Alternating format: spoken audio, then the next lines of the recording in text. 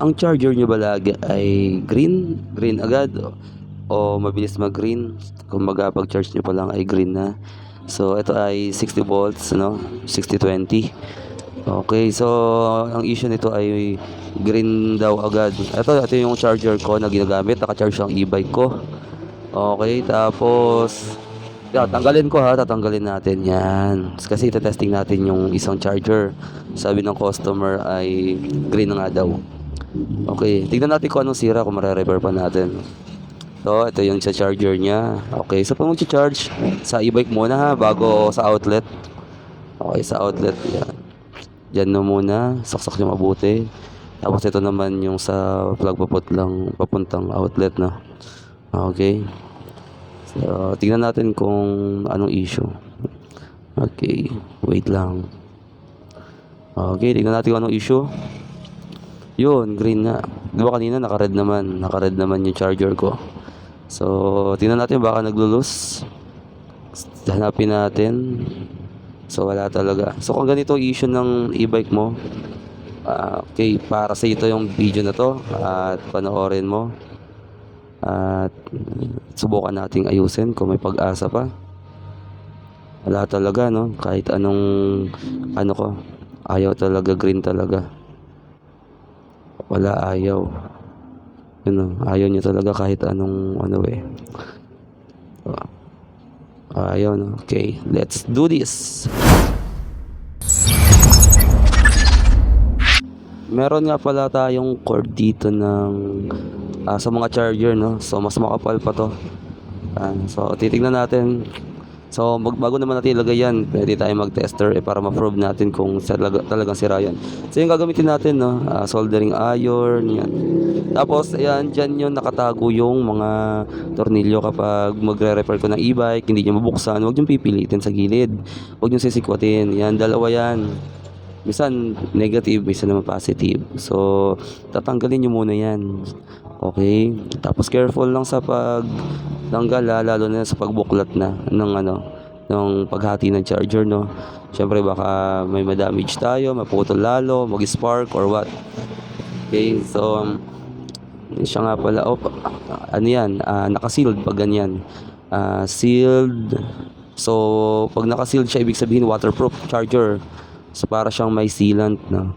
Sa mga gagawa pala nito, no, paalala lang, may voltage pa po yan kahit hindi na nakasaksak, dahil meron po yung active capacitor or ayos pa yung capacitor niya.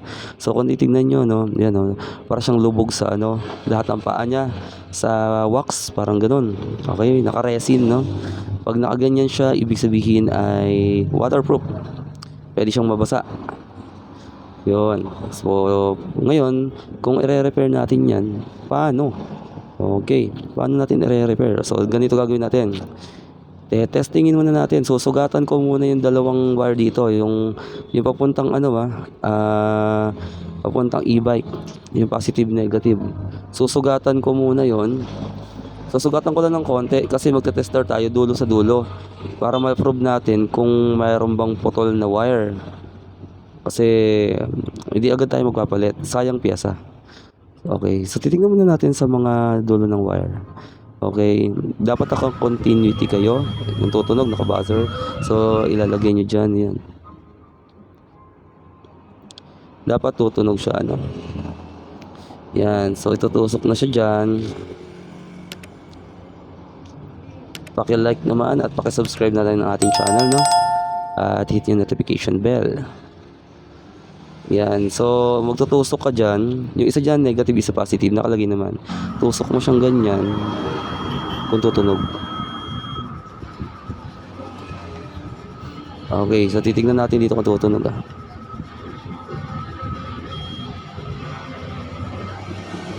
So tumunog siya, no? Tumunog. Yan, may buzzer.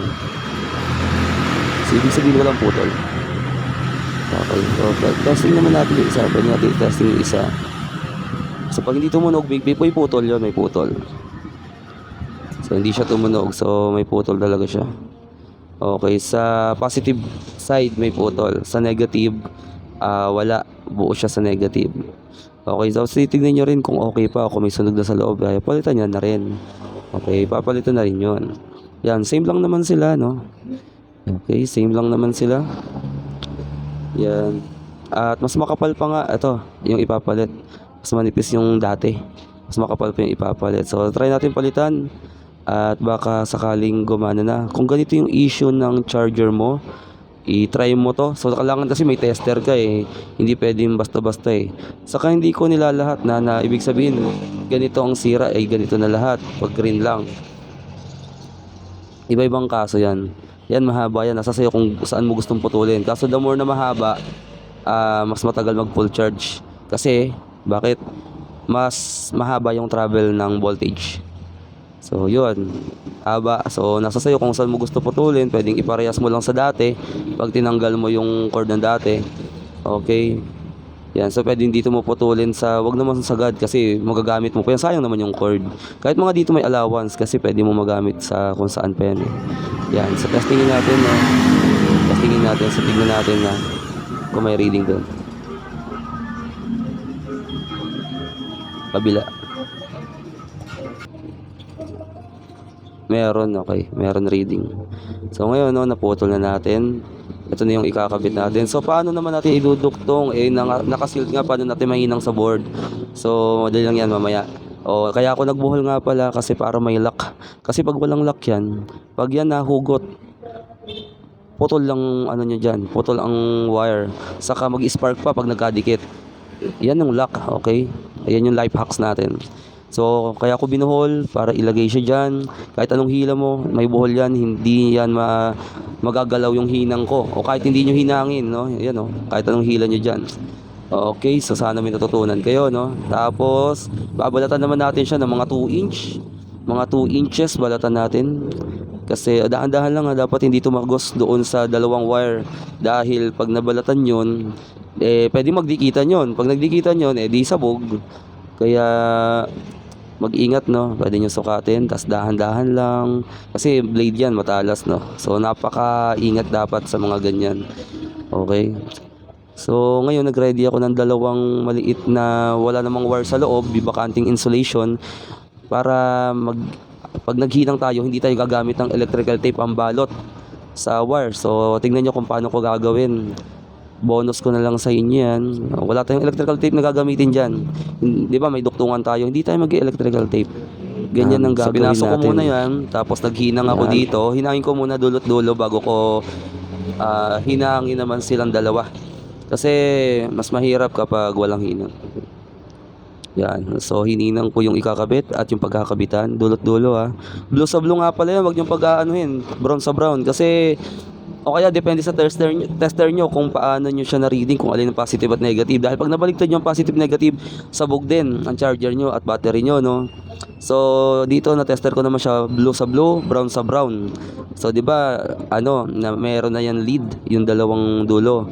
Madali na lang yan kapag gustong, ikabit. Kasi meron na siyang lead eh. Yan, tingnan nyo So, walang kukurap. Okay, madali na lang yan. Sa pag-iinang, practice lang. Kapag di ba kayo marunong, huwag nyo agad alisin yung kamay nyo. Panghinang lang alisin. Antayin nyo matuyo. Okay, yun. Ayan ang sikreto na sinasabi ko sa inyo. Hindi tayo gagamit ng electrical tape dyan. Mas makapal pa yan sa electrical tape. Insulation din yan ng ibang wire, no? So masikip yan, masikip. Hindi yan sobrang luwag. Hindi yan basta-basta, kakawala. Kaya nga tayo naglagay ng buhol ng lock eh. Diba? Kasi para hindi lalo mahila. Okay, so sana may nakuha kayong technique. Tapos pasok nyo yan. Yan. Hindi yan basta-basta matatanggal. Saka nga pala pag nagputol kayo, hindi dapat magkatapat. Tingnan nyo. Yan Mahaba yung isa, maikli yung isa. Tapos yung binuhol, ipapasok na dyan.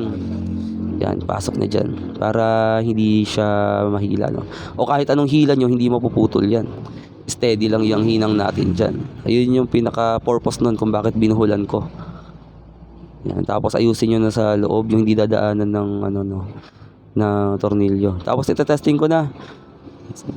Testing ko na to kung okay na siya. Okay, medyo maluwag talaga doon pero tingnan natin kung magcha-charge. So ito yung plug. So isasaksak na natin siya sa ating extension wire kung magcha-charge. Okay, papakita natin. Okay, yan yung isasaksak natin ha. Yung isang charger ko hindi nakasaksak, pahinga yan. Okay. Ako lang kasi mag-isa yun. Okay, kita nyo gumana na rin yung fan. See? So, ang issue ay cord. So, dapat kasi may tester, no? Kapag nag-test kayo niyan, sayang yung charger. Huwag nyo dapat papalitan kaagad. Okay? Diba? Nag-charge siya. So, yun. Sana may tutunan kayo, no? Okay. Yung fan, nakita nyo yung fan. Yan, sinaksak ko ulit. Yung fan, namamatay. So, kapag sinaksak ko, yan, mabubuhay ulit. Ayos na yung charger. Diba? Makapal pa yung pinalit. Tapos hindi tayo nag-electrical tape. So, ganun lang yung kadali. So, pag magte-testing kayo niyan na, huwag nyo nga hawakan yan. Dahil nakabukas yan, may kuryente yan. So, be careful. Dapat may sapat na kaalaman, may research. Yan. So, sinasaksak ko ulit kaya nagagano na, no? Tinetesting natin kung legit, ayos na ba? Ayos na nga ba yung charger? No? Yun, okay na yan. Pag mga ganyan.